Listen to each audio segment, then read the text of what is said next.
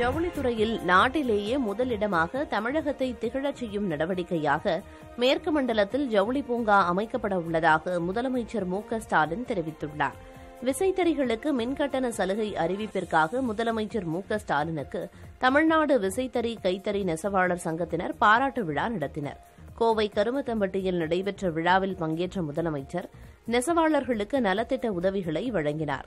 அப்போது பேசிய ஸ்டாலின், நூல் விலையை கட்டுப்படுத்த நடவடிக்கை எடுக்கப்படும் என்றும் நெசவாளர்களின் கோரிக்கைகள் அனைத்தும் படிப்படியாக நிறைவேற்றப்படும் என்றும் உறுதியளித்தார். ஜவுளித்துறைக்கு ஆணிவேராக விளங்குவது நெசவுத்துறை. ஜவுளித்துறையில் இந்தியாவின் முன்னணி மாநிலமாக தமிழ்நாடு தொடர்ந்து திகழ்ந்திடக்கூடிய வகையில் மாநிலமெங்கும் பல இடங்களில் ஜவுளி பூங்காக்களை உருவாக்கிட இந்த அரசு முயற்சிகளை மேற்கொண்டு வருகிறது. அந்த வகையில மேற்கு மண்டலத்தில் அடுத்ததாக ஒரு ஜவுளி பூங்கா அமைக்கப்படவிருக்கிறது என்பதை மகிழ்ச்சியோடு நான் தெரிவித்துக் கொள்ள விரும்புகிறேன். நெசவு தொழிலுக்கு உரிய முக்கியத்துவத்தை வழங்கிடும் வகையில் தறி தொழிற்சாலைகளுக்கு தனி இடங்கள் ஒதுக்கீடு செய்யப்பட்டு இவற்றுக்கான அனைத்து பொது கட்டமைப்பு வசதிகளும் அளிக்கப்படும். இதன் மூலமாக ஜவுளி பணிகள் ஒரே இடத்தில் மேற்கொள்ள இயலும். இது எனது அரசு அல்ல, நமது அரசு, ஏன் உங்கள் அரசு. இது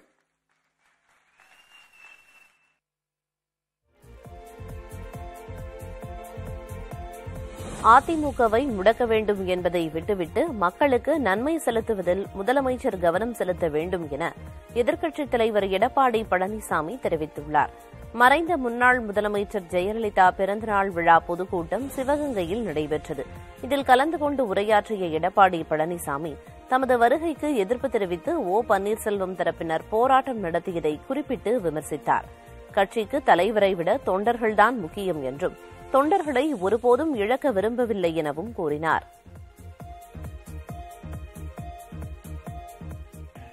இந்த கட்சியை உடைக்க சிதைக்க நினைக்கிறவர்கள் அவர்கள் சிதைந்து போவார்கள் என்பதை மட்டும் நேரத்தில் எச்சரிக்கின்றேன். உங்களுடைய பூச்சாண்டிக்கெல்லாம் நாங்க பயப்பட மாட்டோம்.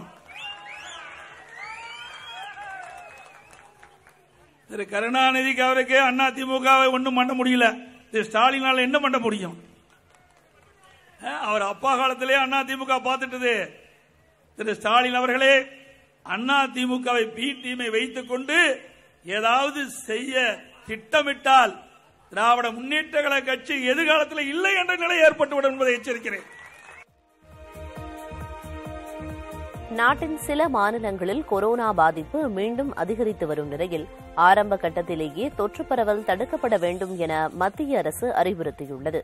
மத்திய சுகாதாரத்துறை செயலாளர் ராஜேஷ் பூஷன் அனைத்து மாநில அரசுகளுக்கும் சுற்றறிக்கை ஒன்றை அனுப்பியுள்ளார். அதில் தடுப்பூசி செலுத்துதல், பரிசோதனைகள், சிகிச்சை, கண்காணிப்பு உள்ளிட்டவற்றை மாநில அரசுகள் அதிகரிக்க வேண்டும் என்றும் ராஜேஷ் பூஷன் கேட்டுக் கொண்டார். மருத்துவமனைகளில் போதிய மருந்துகள், ஆக்ஸிஜன் சிலிண்டர்கள் தயார் நிலையில் வைத்திருக்க வேண்டும் என்றும் அவர் வலியுறுத்தியுள்ளார்.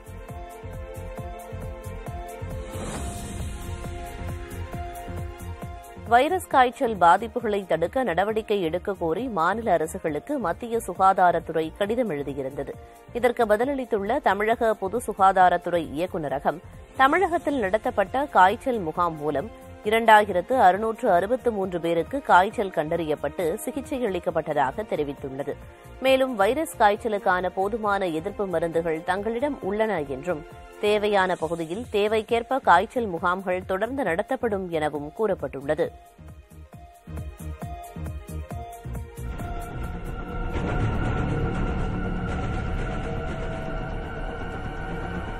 கடலூர் மாவட்டத்தில் என்எல்சி நிறுவனம் 2வது சுரங்க விரிவாக்க பணிகளுக்காக கையகப்படுத்திய நிலங்களை சமன்படுத்தும் பணிகளை மேற்கொண்டுள்ளது. உரிய இழப்பீடு, அரசு வேலை கோரி நிலம் கொடுத்த மக்கள் இதற்கு எதிர்ப்பு தெரிவித்து வருகிறார்கள். இந்நிலையில் என்எல்சி நிர்வாகத்தை கண்டித்து கடலூரில் முழு அடைப்பு போராட்டத்திற்கு பாமக அழைப்பு விடுத்தது.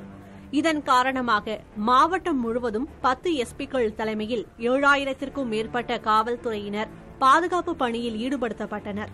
அசம்பாவிதங்கள் நடைபெறாத வண்ணம் மாவட்டம் முழுவதும் காவல்துறையினர் ரோந்து பணியில் ஈடுபட்டுள்ளனர். கடலூர் உள்பட பெரும்பாலான பகுதிகளில் அரசு பேருந்துகள் பாதுகாப்புடன் இயக்கப்பட்டன. ஒரு சில தனியார் பேருந்துகள் ஓடவில்லை. விருத்தாச்சலம், நெய்வேலி உள்ளிட்ட இடங்களில் கடைகள் அடைக்கப்பட்டிருந்தன. சில பகுதிகளில் கடைகள் அடைக்கப்பட்டிருந்தாலும் மதியத்திற்கு பிறகு அனைத்து கடைகளும் திறக்கப்பட்டன. முழு அடைப்பு போராட்டத்திற்கு உழவர் உழைப்பாளர் கட்சி, தமிழர் முன்னணி, விவசாய சங்கங்களின் கூட்டு இயக்கம் மற்றும் உள்ளூரைச் சேர்ந்த சில வணிகர் சங்கங்கள் ஆதரவு தெரிவித்தன. இதனிடையே பல்வேறு இடங்களில் மறியலில் ஈடுபட்ட பாமகவினர் 200க்கும் மேற்பட்டோர் கைது செய்யப்பட்டனர்.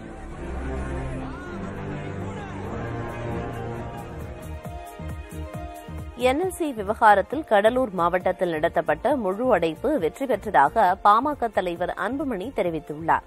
என்எல்சி சுரங்க விரிவாக்கத்திற்காக விளைநிலங்கள் பறிக்கப்பட்டதால் ஒட்டுமொத்த கடலூர் மாவட்டமும் பாதிக்கப்பட்டுள்ளதாக அன்புமணி வெளியிட்டுள்ள அறிக்கை ஒன்றில் குறிப்பிட்டுள்ளார். எனவே மக்களின் உணர்வுகளை மதித்து என்எல்சிக்காக விளைநிலங்களை பறிப்பதை அரசு கைவிட வேண்டும் என்றும் என்எல்சி நிறுவனத்தையே வெளியேற்ற சட்டப்பூர்வ நடவடிக்கைகளை தமிழக அரசு மேற்கொள்ள வேண்டும் என்றும் அன்புமணி வலியுறுத்தியுள்ளார். என்எல்சி விவகாரத்தில் மக்களின் உணர்வை இனியாவது தமிழக அரசு மதிக்க வேண்டும் என்றும் அவர் வலியுறுத்தியுள்ளார். உடல் நலத்தை பாதுகாக்க வேண்டும் என்றால் கூட்டமான இடங்களுக்கு செல்லக்கூடாது என மருத்துவர்கள் அறிவுறுத்தியதால்தான் அரசியலில் நுழையும் முடிவை கைவிட்டதாக நடிகர் ரஜினிகாந்த் பேசியுள்ளார். சென்னையில் அறக்கட்டளை நிகழ்ச்சி ஒன்றில் பேசுகையில் அவர் இவ்வாறு கூறினார். பாலிடிக்ஸ் நான் வந்து என்ட்ரு ஆகணும் அப்படின்னு சொல்லிட்டு இதாகும்போது அன்எக்ஸ்பெக்டட்லி கொரோனா வந்துருச்சு. நான் வந்து இம்யூனோ சப்ரசன்ட் மெடிசன் சாப்பிட்டுட்டு இருக்கேன். கொரோனா வந்து செகண்ட் வேவ் ஸ்டார்ட் ஆயிடுச்சு. நான் பாலிடிக்ஸ் கமிட் ஆயிட்டேன். பின்னாலே போக முடியாது. இந்த விஷயத்தையும் சொல்லக்கூடாது. நான் டாக்டர் கிட்ட நான் சொன்னேன், இல்லைங்க செகண்ட் வேவ் வந்துட்டு இருக்கு.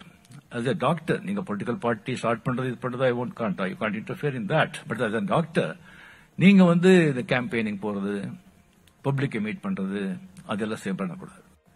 இதுக்கு ஒன்னும் பயப்படாம போய் சொல்லல. அதுக்கப்புறம் தான் நான் ஓப்பனா வந்து நான் பாலிடிக்ஸ் வரலன்னு சொல்லி இந்த ரீசன் நான் சொன்னேன்.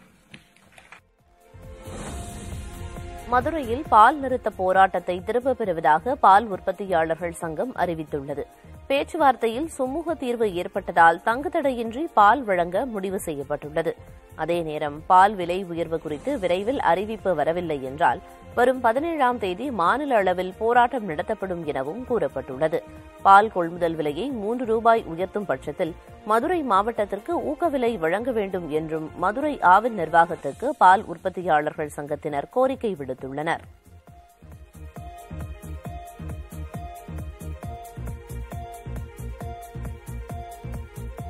சென்னை கடற்கரை, செங்கல்பட்டு, கூடுவாஞ்சேரி உள்ளிட்ட 15 ரயில் நிலையங்கள் மறுசீரமைக்க திட்டமிடப்பட்டுள்ளதாக தெற்கு ரயில்வே தெரிவித்துள்ளது. அம்ரித் பாரத் ரயில் நிலைய திட்டத்தின்படி ஒவ்வொரு ரயில் நிலையத்திற்கும் 5 முதல் 10 கோடி ரூபாய் நிதி ஒதுக்கப்பட்டு மேம்படுத்தப்பட உள்ளது. அதன்படி அம்பத்தூர், அரக்கோணம், சென்னை கடற்கரை, செங்கல்பட்டு, கூடுவாஞ்சேரி, கிண்டி, மாம்பலம், பூங்காம், பெரம்பூர், பரங்கிமலை, சூலூர்பேட்டை, திருவள்ளூர், திருத்தணி, ஜோலார்பேட்டை, கும்மிடிப்பூண்டி ஆகிய 15 ரயில் நிலையங்கள் மறுசீரமைப்பு செய்யப்பட உள்ளது. மின்தூக்கி, நகரும் படிக்கட்டுகள், பயணிகள் காத்திருக்கும் அறை, வாகன நிறுத்தும் இடம் உள்ளிட்ட வசதிகள் இந்த ரயில் நிலையங்களில் செய்யப்பட உள்ளன. டெல்லி மதுபான கொள்கை முறைகேடு வழக்கில் தெலுங்கானா முதலமைச்சரின் மகள் கவிதாவிடம் அமலாக்கத்துறை அதிகாரிகள் 9 மணி நேரம் விசாரணை நடத்தினர். டெல்லி அரசின் மதுபான கொள்கை முறைகேடு புகாரில் துணை முதலமைச்சராக இருந்த மணீஷ் சிசோடியாவையும் சிபிஐயும் அமலாக்கத்துறையும் கைது செய்து விசாரித்து வருகின்றன. இம்முறைகேட்டில் தொடர்புள்ளதாக கூறி தெலுங்கானா முதலமைச்சர் சந்திரசேகர ராவின் மகளும் அம்மாநில சட்ட மேலவை உறுப்பினருமான கவிதாவுக்கு அமலாக்கத்துறை அழைப்பாணை அனுப்பியிருந்தது. இதைத் தொடர்ந்து அவர் விசாரணைக்கு ஆஜரானார். அவரிடம் மதுபான கொள்கை முறைகேடு தொடர்பாக அதிகாரிகள் பல்வேறு கேள்விகளை எழுப்பினர்.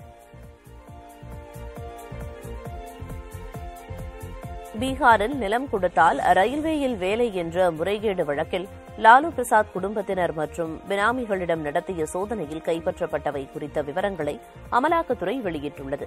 லாலு பிரசாத் ரயில்வே அமைச்சராக இருந்தபோது நடந்த இந்த முறைகேடு தொடர்பாக இதுவரை நடந்த ஆய்வுகளில் 1 கோடி ரூபாய் ரொக்கம் பிடிபட்டதாகவும் 1.5 கிலோ தங்க நகைகள், 540 கிராம் தங்க பிஸ்கெட், 900 அமெரிக்க டாலர் உள்ளிட்ட வெளிநாட்டு கரன்சிகள் பறிமுதல் செய்யப்பட்டதாக அமலாக்கத்துறை கூறியுள்ளது. விசாரணையில் சுமார் 600 கோடி ரூபாய் மதிப்பிலான பணப்பரிமாற்றங்கள் தெரியவந்திருப்பதாகவும் தெரிவிக்கப்பட்டுள்ளது. அசாமில் ரயிலில் திடீரென தீப்பற்றிய விபத்தில் 2 பெட்டிகள் எரிந்து சேதமுற்றன.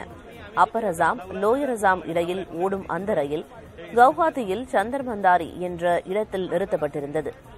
அப்போது அதன் ஒரு பெட்டியில் திடீரென தீப்பற்றியது. அடுத்த பெட்டிக்கும் பரவிய நெருப்பு கொழுந்துவிட்டு எரிந்தது. தகவல் அறிந்து சென்ற தீயணைப்புத் துறையினர் நெருப்பை கட்டுப்படுத்தினர். எனினும் ரயில் பெட்டிகள் 2ம் எரிந்து சேதமுற்றன.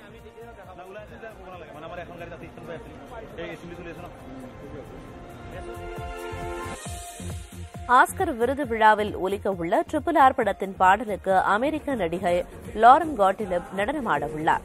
ஆஸ்கர் விருது விழா அமெரிக்காவில் லாஸ் ஏஞ்சல்ஸின் ஹாலிவுட்டில் நாளை அதிகாலை நடைபெறவுள்ளது. பிரம்மாண்டமாகவும் வண்ணமயமாகவும் நடைபெறும் இந்த நிகழ்ச்சியை தொகுத்து வழங்கும் குழுவில் பாலிவுட் நடிகை தீபிகா படுகோனும் இடம்பெற்றுள்ளார். இந்நிலையில் ஆஸ்கர் விழாவில் இசைக்கப்படும் RRR படத்தின் நாட்டு பாடலுக்கு நடனமாட உள்ளதாக அமெரிக்க நடன மங்கை லாரன் காட்லிப் தனது இன்ஸ்டாகிராம் பக்கத்தில் தெரிவித்துள்ளார். ஆஸ்கர் விருது விழாவில் சிறந்த பாடலுக்கான போட்டியில் RRR படத்தின் நாட்டு பாடலும் இடம்பெற்றுள்ளது.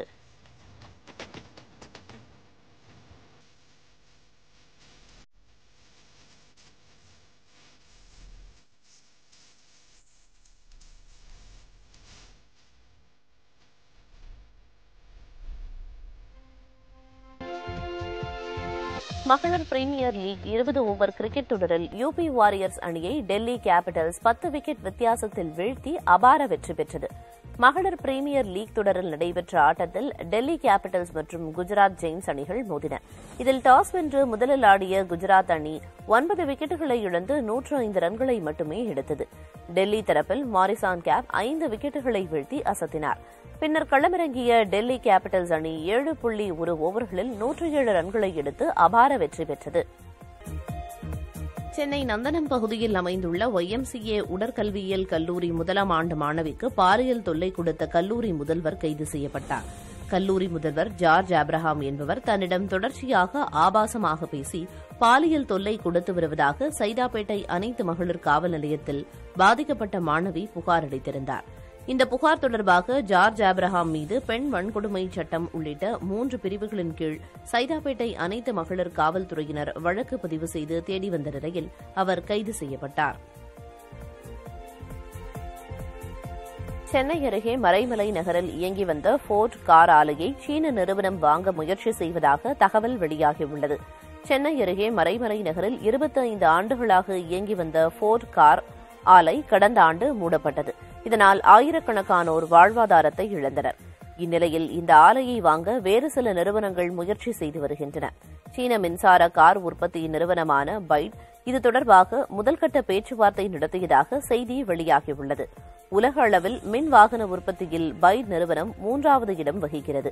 ஜெர்மனி மற்றும் பிரேசிலில் மூடப்பட்டுள்ள ஃபோர்ட் ஆலைகளை வாங்க இந்நிறுவனம் ஏற்கனவே ஒப்பந்தம் செய்து கொண்டுள்ள நிலையில் அடுத்து இந்தியாவின் மறைமலை நகரில் உள்ள ஆலையையும் வாங்க முயற்சித்து வருகிறது. சேலத்தில் காணாமல் போன 6ஆம் வகுப்பு மாணவனை புதிய தலைமுறை குழுவினர் மீட்டு பெற்றோரிடம் ஒப்படைத்தனர். சேலம் மாவட்டம் நெத்திமேடு பகுதியில் உள்ள அரசு பள்ளியில் படிக்கும் மாணவன் பள்ளிக்கு தாமதமாக சென்றதால் பெற்றோரிடம் ஆசிரியர்கள் புகார் தெரிவித்ததாக கூறப்படுகிறது. இதனால் மாணவன் வீட்டிற்கு செல்லாமல் காணாமல் போனதாக கூறப்படுகிறது. மாணவனை தேடிய உறவினர்கள் காவல் நிலையத்தில் புகார் அளித்தனர். இந்நிலையில் நாமக்கல் அடுத்த களங்காணி அருகே பள்ளி சீருடையில் தனியாக இருந்த மாணவனை கண்ட புதிய தலைமுறை குழுவினர் மாணவனிடம் பேசி விவரத்தை அறிந்தனர். பின்னர் சேலம் மாவட்ட ஆட்சியர் மற்றும் கல்வித்துறை அதிகாரிகளுக்கு தகவல் அளிக்கப்பட்டது. தகவல் அறிந்து களங்காணி பகுதிக்கு வந்த பெற்றோரிடம் சிறுவன் ஒப்படைக்கப்பட்டார். மரச்செக்குகளை கையாளும் போது நேரிடும் விபத்துகளை தடுக்கும் விதமாக சேலம் மாவட்டத்தைச் சேர்ந்த பள்ளி மாணவர் ஒருவர் புதிய இயந்திரத்தை வடிவமைத்துள்ளார். ஆத்தூர் துளுக்கனூரில் தனியார் பள்ளியில் நடந்த அறிவியல் கண்காட்சியில் இந்த இயந்திரம் இடம்பெற்றிருந்தது. 8ஆம் வகுப்பு மாணவன் கவியரசன் வடிவமைத்துள்ள இந்த மரச்செக்கில் எண்ணெய் வித்துக்களை கையாள்வதை தடுக்க கைப்பிடி ஒன்று இணைக்கப்பட்டுள்ளது. இதனால் எண்ணெய் வித்துக்களை கையாளும் போது நேரிடும் விபத்துகள் தவிர்க்கப்படும் என்று மாணவர் கவியரசன் நம்பிக்கை தெரிவிக்கிறார். நமீபியாவில் இருந்து கொண்டுவரப்பட்ட சிறுத்தைகளில் 2 ஆண் சிறுத்தைகள் வனப்பகுதிக்குள் விடப்பட்டன. நமீபியாவில் இருந்து கடந்த ஆண்டு செப்டம்பர் மாதம் விமானம் மூலம் 8 சிறுத்தைகள் இந்தியாவுக்கு கொண்டுவரப்பட்டன. இவை மத்திய பிரதேச மாநிலம் குனோ உயிரியல் பூங்காவில் விடப்பட்டன. இவை தாமாக இரை தேடவும் வனத்தில் வாழவும் பழகிக் கொண்டன. இவற்றில் ஓபன் மற்றும் ஆஷா என்ற 2 ஆண் சிறுத்தைகள் உயிரியல் பூங்காவிற்கு அருகே உள்ள அடர்ந்த வனப்பகுதிக்குள் அடுத்தடுத்து விடுவிக்கப்பட்டன. இவை இரண்டும் ஏற்கனவே பொருத்தப்பட்டுள்ள ரேடியோ காலர் மூலம் கண்காணிக்கப்பட்டு வருவதாக உயிரியல் பூங்கா அலுவலர்கள் தெரிவித்துள்ளனர்.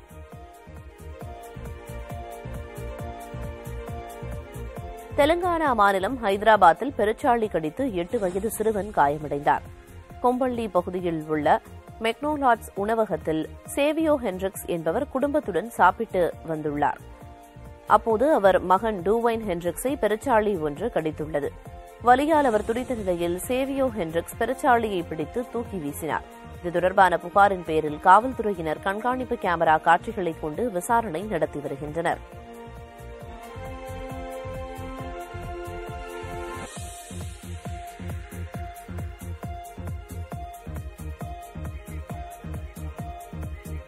இந்தோனேஷியாவில் உள்ள மெராப்பி எரிமலை சீறி வருகிறது. செக்கச்செவேல் என தீக்குழம்பை எரிமலை கக்கி வருகிறது. 1.5 கிலோமீட்டர் நீளத்திற்கு எரிமலை குழம்பு பரவி உள்ளதாக தகவல்கள் வெளியாகியுள்ளன. எரிமலை சாம்பல் அருகிலுள்ள பகுதிகளை போர்வை போல் போர்த்தியுள்ளது. எரிமலையை சுற்றி 7 கிலோமீட்டர் வரை வரவேண்டாம் என பொதுமக்களை அரசு அறிவுறுத்தியுள்ளது. சுமார் 3 கிலோமீட்டர் உயரமுள்ள மெராப்பி எரிமலை இந்தோனேஷியாவில் உயிர்ப்புடன் உள்ள எரிமலைகளில் ஒன்றாக உள்ளது. மெராப்பி எரிமலை கடந்த 2010ஆம் ஆண்டு மிகப்பெரிய அளவில் சீறிய நிலையில் 350 பேர் அதில் சிக்கி இறந்தனர். நாடாளுமன்றத்தில் எதிர்க்கட்சி எம்பிக்கள் பேசும்போது மைக் அணைத்து வைக்கப்படுவதாக காங்கிரஸ் எம்பி ராகுல் காந்தி கூறியிருந்தார். இதற்கு பதிலளித்த குடியரசு துணைத் தலைவர் ஜெக்தீப் தன்கர் மைக்குகளை அணைத்து வைப்பதாக கூறியது முழு பொய் என்றும் இதுபோன்ற பேச்சுக்கள் மூலம் ஜனநாயகத்தை சிதைக்க அனுமதிக்க மாட்டோம் என்றும் கூறியுள்ளார். எதிர்க்கட்சியினர் மைக்குகளை அணைத்து வைக்கும் கருப்பு அத்தியாயங்கள் எமர்ஜென்சி காலத்தில்தான் அரங்கேறியதாகவும் இப்போதெல்லாம் அது சாத்தியமில்லை என்றும் குடியரசு துணைத் தலைவர் கூறியுள்ளார். அண்மையில் லண்டன் சென்றிருந்த ராகுல் காந்தி அந்நாட்டு எம்பிக்கள் மத்தியில் பேசுகையில் இந்திய நாடாளுமன்றத்தில் எதிர்க்கட்சி எம்பிக்கள் பேசும்போது மைக்குகள் அணைத்து வைக்கப்படுவதாக கூறியிருந்தார். மேகாலயா முதலமைச்சர் கன்ராட் சங்மா டெல்லியில் குடியரசுத் தலைவர் திரௌபதி முர்முவை மரியாதை நிமித்தமாக சந்தித்து வாழ்த்து பெற்றார். சமீபத்தில் நடைபெற்ற மேகாலயா சட்டமன்ற தேர்தலில் 26 இடங்களில் தேசிய மக்கள் கட்சி வெற்றி பெற்று 2வது முறையாக ஆட்சியை பிடித்தது. முதலமைச்சராக கான்ராட் சங்மா மற்றும் துணை முதலமைச்சராக பிரிஸ்டோன் டின்சாங் ஆகியோர் பதவியேற்றுக் கொண்டனர். டெல்லி சென்ற அவர்கள் இருவரும் குடியரசுத் தலைவரை சந்தித்தனர். அவர்களை வாழ்த்திய குடியரசுத் தலைவர் சிறப்பாக மக்கள் சேவையாற்றி மாநிலத்தை முன்னேற்றமடையச் செய்யுமாறு கேட்டுக் கொண்டார். தொழில்நுட்பங்களில் ஆளுமை உள்ள இளைஞர்கள் ஸ்டார்ட் அப் நிறுவனங்களை தொடங்கி பொருளாதாரத்திற்கும் வேலைவாய்ப்பிற்கும் உருவாக்குவதற்கும் பங்களிக்க வாய்ப்புகள் உள்ளதாக தகவல் தொழில்நுட்பத்துறை அமைச்சர் மனோ தங்கராஜ் பேசியுள்ளார். வண்டலூரில் உள்ள தனியார் கல்லூரி ஒன்றில் G20 டிஜிட்டல் இன்னோவேஷன் அலையன்ஸ் சர்வதேச மாநாடு CIIC இணைந்து தொழில் முனைவோர்களுக்கு டிஜிட்டல் உலகில் இருக்கும் வாய்ப்புகள் குறித்து எடுத்துரைக்கப்பட்டது. இதில் சிறப்பு விருந்தினராக பங்கேற்ற அமைச்சர் மனோ தங்கராஜ் தகவல் தொழில்நுட்பம் மற்றும் அதை சார்ந்த சேவை துறையில் தமிழகம் முன்னோடியாக விளங்குகிறது என்றார்.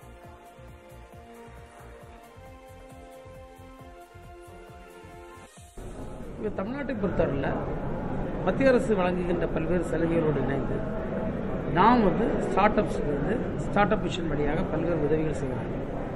IT டிபார்ட்மெண்ட்டை பொறுத்தவரையில் அவங்களுக்கு எந்தெந்த விதத்தில் டெக்னாலஜி சப்போர்ட் வேணுமோ, எந்த விதத்தில் திறன் அவர்களுக்கு ஸ்கில் தேவைப்படுகிறதோ அவற்றை கண்டறிந்து அவர்களுக்கு உதவுகின்ற விதத்தில் நாங்கள் செயல்பட்டுக் கொண்டிருக்கின்றோம்.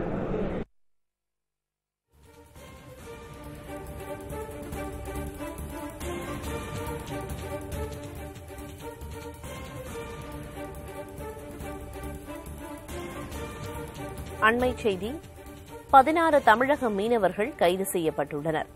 எல்லை தாண்டி மீன் பிடித்ததாக கூறி தமிழகத்தைச் சேர்ந்த 16 மீனவர்களை இலங்கை கடற்படையினர் கைது செய்துள்ளனர். அண்மைச் செய்தியாக பார்த்து வருகிறோம். தமிழகத்தைச் சேர்ந்த 16 மீனவர்கள் கைது செய்யப்பட்டுள்ளனர். தமிழகத்தைச் சேர்ந்த 16 மீனவர்கள் எல்லை தாண்டி மீன் பிடித்ததாக கூறி அவர்களை இலங்கை கடற்படை கைது செய்துள்ளது. எல்லை தாண்டி மீன் பிடித்ததாக தமிழகத்தைச் சேர்ந்த 16 மீனவர்களை இலங்கை கடற்படையினர் கைது செய்துள்ளனர். தமிழகத்தைச் சேர்ந்த 16 மீனவர்கள் கைது செய்யப்பட்டுள்ளனர். எல்லை தாண்டி மீன் பிடித்ததாக கூறி தமிழகத்தைச் சேர்ந்த 16 மீனவர்களை இலங்கை கடற்படையினர் சிறைப்பிடித்துள்ளனர்.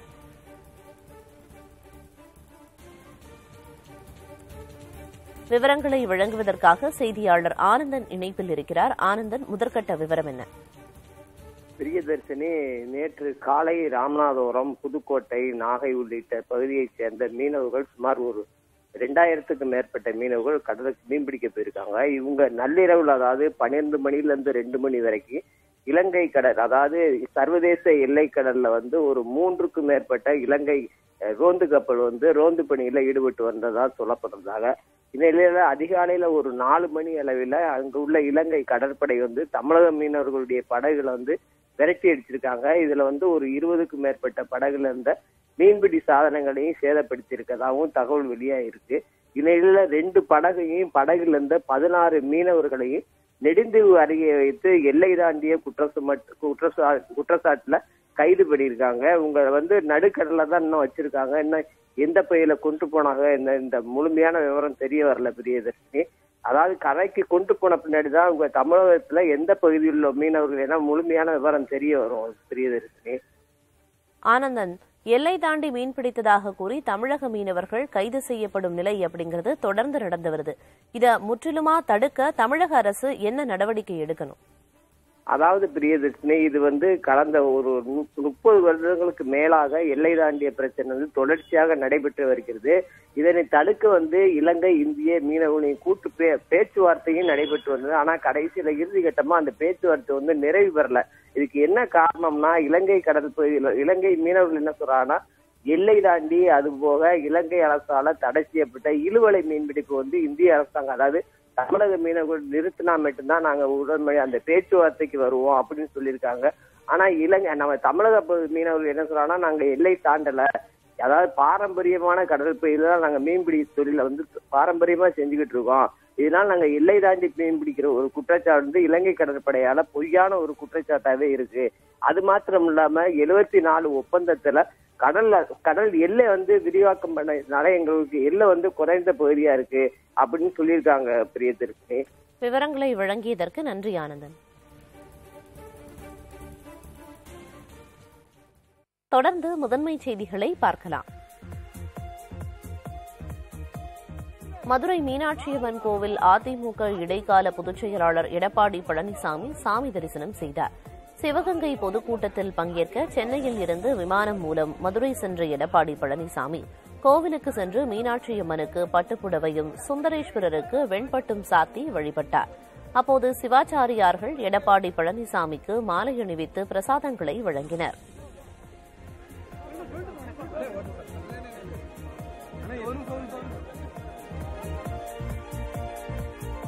செங்கல்பட்டு மாவட்டம் சென்னை திருச்சி தேசிய நெடுஞ்சாலையின் சென்டர் மீடியன் பகுதியில் மரக்கன்றுகள் தீப்பற்றி எரிந்ததால் வாகன ஓட்டிகள் அச்சமடைந்தனர். தொழுப்பேடு, அச்சிறுபாக்கம், மேல்மருவத்தூர், மதுராந்தகம் உள்ளிட்ட பகுதிகளில் உள்ள சென்னை திருச்சி தேசிய நெடுஞ்சாலையில் சென்டர் மீடியன் பகுதியில் வாகனங்களின் ஒளி மாசுவை கட்டுப்படுத்தும் விதமாக சிறிய வகை மரக்கன்றுகள் நட்டு பராமரிக்கப்பட்டு வருகின்றன. வெயில் அதிகரித்து மரக்கன்றுகள் காய்ந்துள்ளதால் சமூக விரோதிகள் சிலர் அதற்கு தீ வைத்துள்ளனர். இதனால் தேசிய நெடுஞ்சாலையில் சென்று எரிபொருள் ஏற்றிச் செல்லும் வாகன ஓட்டிகள் உள்ளிட்டோர் அச்சமடைந்துள்ளனர்.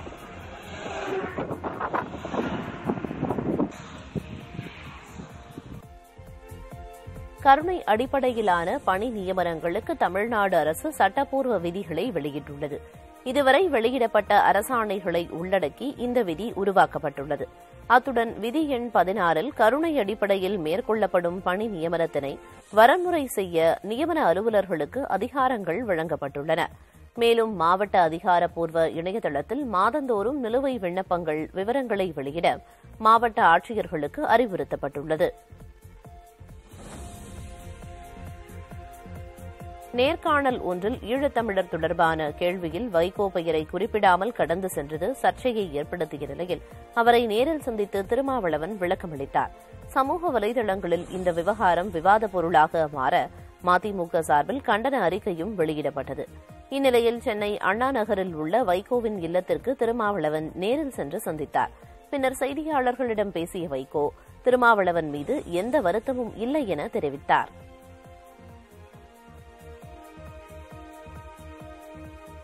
எவ்வளவு உயர்ந்த இடத்திலே வைத்திருக்கிறேன் என்று சொல்லி நான் ஒண்ணுமே வருத்தப்படலை, உங்க மேல எந்த வருத்தமும் எனக்கு கிடையாது அப்படின்னு நான் சொல்லிட்டேன்.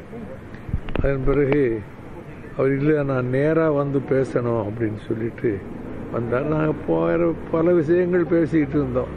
இதை பற்றியே போய் 5 நிமிஷம் பேசியிருப்போம், அவ்வளவுதான். பேட்டி கண்டவர் வலிந்து அண்ணன் அவர்கள் பெயரை குறிப்பிட்டு குதர்க்கமான ஒரு கேள்வியை எழுப்பினார். அதற்கு நான் அந்த இடத்திலே விளக்கம் சொல்லாமல் கடந்து போனேன். அது தவறான புரிதலுக்கு இடம் கொடுத்து விட்டது. அண்மை செய்தி. தூத்துக்குடி துப்பாக்கிச்சூடு சம்பவத்தில் முக்கிய குற்றவாளியாக கருதப்படும் குற்றவாளியை காவல்துறையினர் சுட்டுப்பிடித்துள்ளனர். தூத்துக்குடி வழக்கறிஞர் கொலையில் முக்கிய குற்றவாளியாக கருதப்படும் ஜெயபிரகாஷ் காவல்துறையினரை தாக்கிவிட்டு தப்பி ஓட முயன்றபோது அவரை காவல்துறையினர் சுட்டுப்பிடித்தனர். விவரங்களை வழங்குவதற்காக செய்தியாளர் ராஜன் இணைப்பில் இருக்கிறார். ராஜன், கூடுதல் விவரம் என்ன? கடந்த வாரம் மாவட்ட ஆட்சித்தலைவர் அருகே பாத்தீங்கன்னா ஒரு வழக்கறிஞர் முத்துக்குமார் என்பவர் கொடூரமான முறையில அவரை ரொம்ப வெட்டி படுகொலை செய்து சென்றனர் மர்மவர்கள். அவரை தேடும் பணியானது தூத்துக்குடி மாவட்ட காவல் கண்காணிப்பாளர் பாலாஜி சரவணன் தலைமையில தனிப்படை அமைத்து தேடுதல் வேட்டையில ஈடுபட்டு இருந்தாங்க. தற்பொழுது வரை 5 பேர் கைது செய்த நிலையில 6வது நபர் நம்ம தூத்துக்குடி கூட்டாம்புலி அருகே கடந்த 1 வாரங்களுக்கு முன்பு பிடிக்க சென்ற போது பாலத்திலிருந்து குதித்து கை ஒடிந்து அவரை தூத்துக்குடி அரசு மருத்துவமனையில் சிகிச்சை அளித்த பின்பு அவரை சிறையில் அடைத்தனர். பின்னர் இந்த தேர்தலில் முக்கிய குற்றவாளியாக ஜெயபிரகாஷை தற்பொழுது தட்டப்பாறை அருகே காட்டுப்பகுதியில் ஒளிந்திருப்பதாக போலீசாருக்கு ரகசிய தகவல் கிடைத்தது. கிடைத்ததன் பேரில் தட்டப்பாறை காவல்துறையினர் அவரை பிடிக்க முயற்சியில் காலையில் ஈடுபட்டுக் கொண்டிருக்கும் பொழுது போலீசாரை தாக்க முயன்ற போது தங்கள் உயிர்களை பாதுகாப்பதற்காக துப்பாக்கியால் குற்றவாளியை சுட்டு காலில் சுடும்போது படுகாயமடைந்து கீழே விழுந்தார். தற்பொழுது அவரை தூத்துக்குடி அரசு மருத்துவமனைக்கு கொண்டு சென்று சிகிச்சை அளித்து தற்பொழுது விசாரணை என்பது நடைபெற்றுக் கொண்டிருக்கிறது. மேலும் காயமடைந்த உதவி ஆய்வாளருக்கும் சிகிச்சை என்பது நடைபெற்றுக் கொண்டிருக்கிறது தூத்துக்குடி அரசு மருத்துவமனையில். முக்கிய குற்றவாளியான ஜெயபிரகாஷ காவல்துறையினர் துப்பாக்கி சூடு நடத்தி பிடிச்சிருக்காங்க. அவர் தற்போது மருத்துவமனையில் இருக்கிறார். அவரிடம் விசாரணையும் நடைபெற்று வருவதாக குறிப்பிட்டீங்க. இந்த சம்பவம் தொடர்பா வேறு யாரேனும் கைது செய்யப்பட்டிருக்காங்களா? அந்த நிலவரம் என்ன? மேலும் குற்றவாளிகள் பாத்தீங்கன்னா இப்போ மதுரையில 4 பேர் சரண்டர் ஆயிருக்காங்க. சரண்டர் ஆகி அவங்களை தூத்துக்குடி நீதிமன்றத்துக்கு அழைத்து அவங்களையும் சிறையில் அடைத்திருக்காங்க. மேலும் இது தொடர்பாக வேற யாரும் இருக்கிறார்களா என்பது குறித்தும் விசாரணை தீவிரமா நடைபெற்றுக் கொண்டிருக்குது. குற்றத்துல சம்பந்தப்பட்டவங்க மேல என்னென்ன பிரிவுகளின் கீழ் வழக்கு பதிவு செய்யப்பட்டிருக்கு ராஜன்? தற்பொழுது இது பாத்தீங்கன்னா அதாவது பட்டப்பகல்ல ஒரு வழக்கறிஞரை கொலை செய்திருக்காங்க. இதுலயும் பாத்தீங்கன்னா அவங்க வழக்கறிஞர்னால தூத்துக்குடி நீதிமன்றத்துல 2 நாட்கள் இது நீதிமன்ற புறக்கணிப்பு என்பது நடைபெற்றது. மேலும் இந்த குற்றவாளிகளுக்கு அதிகபட்ச தண்டனையாக மரண தண்டனை தான் அளிக்கணும். இவங்களை வெளியே விடக்கூடாது என்பது இங்க உள்ள வழக்கறிஞர் அனைவரும் ஒரு கோரிக்கையாக வைத்திருந்தாங்க. அதாவது இது போன்ற சம்பவங்கள் தூத்துக்குள்ள நடக்கக்கூடாது. மேலும் வழக்கறிஞர்களுக்கு பாதுகாப்பு வேண்டும் என்றும் வழக்கறிஞர்கள் அவர் முறையேற்றிருக்காங்க. விவரங்களை வழங்கியதற்கு நன்றி ராஜன். டெல்டா மாவட்டங்களில் ஒன்றான தஞ்சை மாவட்டத்தில் சம்பா அறுவை நிறைவு பெறும் நிலையில் 3ஆம் போகம் என்றழைக்கப்படும் கோடை நெல் சாகுபடியை விவசாயிகள் தொடங்கியுள்ளனர். இதுபோன்ற சூழலில் அரசு முன் அறிவிப்பில்லாமல் கடந்த 7ஆம் தேதி முதல் பகலில் 6 மணி நேரம், இரவில் 6 மணி நேரம் மட்டுமே மின்சாரத்தை விநியோகித்து வருவதாக விவசாயிகள் வேதனை தெரிவித்துள்ளனர். கடந்த காலங்களில் 24 மணி நேரமும் மும்முனை மின்சாரத்தை பயன்படுத்தி வந்த விவசாயிகளுக்கு இது அதிர்ச்சியை ஏற்படுத்தியுள்ளது. தட்டுப்பாடின்றி மின்சாரம் கிடைக்கும் என்ற நம்பிக்கையில் சாகுபடியை தொடங்கிய நிலையில் மின் விநியோகம் குறைக்கப்பட்டுள்ளதால் விவசாயிகள் கவலையடைந்துள்ளனர். மயிலாடுதுறையில் காவிரி ஆற்றில் பக்தர்கள் புனித நீராடும் ரிஷப தீர்த்தத்தில் அமைக்கப்பட்டுள்ள புஷ்கர தொட்டி கழிவுநீர் நிறைந்து காணப்படுவதாக குற்றச்சாட்டு எழுந்துள்ளது. மயிலாடுதுறை மாவட்டம் காவிரி ஆற்றின் நடுவில் நந்தி பகவானுக்கு தனி சன்னதி அமைந்துள்ளது. ரிஷப தீர்த்தம் என்று அழைக்கப்படும் இந்த இடத்தில் ஒவ்வொரு ஆண்டும் ஐப்பசி மாதம் துலா உற்சவம் நடைபெறுவது வழக்கம். அப்போது பல்லாயிரக்கணக்கானோர் இங்கு புனித நீராடிச் செல்வர். பக்தர்கள் வசதிக்காக காவிரி ஆற்றின் நடுவே 16 தீர்த்த கிணறுகள் 1.5 கோடி ரூபாய் மதிப்பீட்டில் அமைக்கப்பட்டது.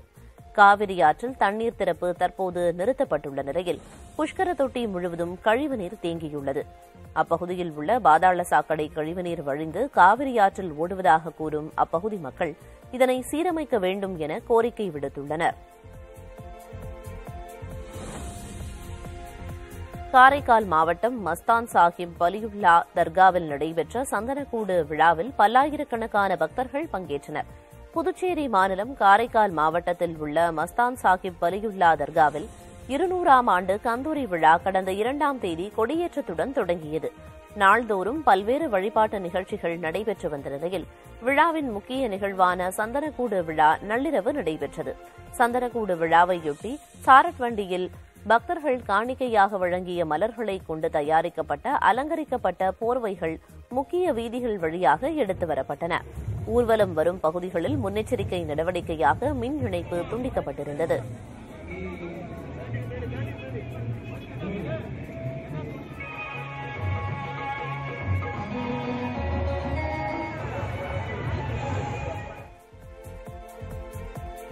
ஜப்பானின் புகுஷிமாவில் அணு உலை விபத்து நிகழ்ந்ததன் 12ஆம் ஆண்டு நினைவு நாளை மக்கள் சோகத்துடன் நினைவு கூர்ந்தனர். கதிர்வீச்சு பாதித்து உயிரிழந்தவர்களுக்கான புகுஷிமாவில் உள்ள நினைவு சின்னத்தில் ஜப்பான் பிரதமர் ஃபுமியோ கிஷிடா மலர் அஞ்சலி செலுத்தினார். பின்னர் 1 நிமிட மௌன அஞ்சலி செலுத்தப்பட்டது. ஜப்பானில் கடந்த 2011ஆம் ஆண்டு நிலநடுக்கம் ஏற்பட்டு அதன் விளைவாக சுனாமி ஏற்பட்ட நிலையில் இதன் தொடர்ச்சியாக புகுஷிமாவில் உள்ள அணுமின் நிலையத்தில் கதிர்வீச்சு பேரழிவும் ஏற்பட்டது. இதில் சுமார் 20,000 பேர் உயிரிழந்த நிலையில் சுற்றுவட்டார பகுதியே வாழ்வதற்கு தகுதியின்றி போனது. காரைக்காலில் உள்ள நகைக்கடை ஒன்றில் தங்கம் என கூறி போலி நகையை விற்க முயன்ற நபர்களை காவல்துறையினர் கைது செய்துள்ளனர். நகையின் மேற்புறத்தில் தங்கம் பூசி உள்ளே செம்பு கம்பி வைக்கப்பட்டிருந்த நகையை விற்க வந்த நபர் குறித்து காவல்துறைக்கு நகைக்கடை உரிமையாளர் தகவல் கொடுத்தார். இதனைத் தொடர்ந்து நகையை விற்க வந்த பரசுராம் என்ற நபர் மற்றும் அவரிடம் நகையை கொடுத்தனுப்பிய ரிபாத் காமில் ஆகிய இருவரையும் காவல்துறையினர் கைது செய்தனர்.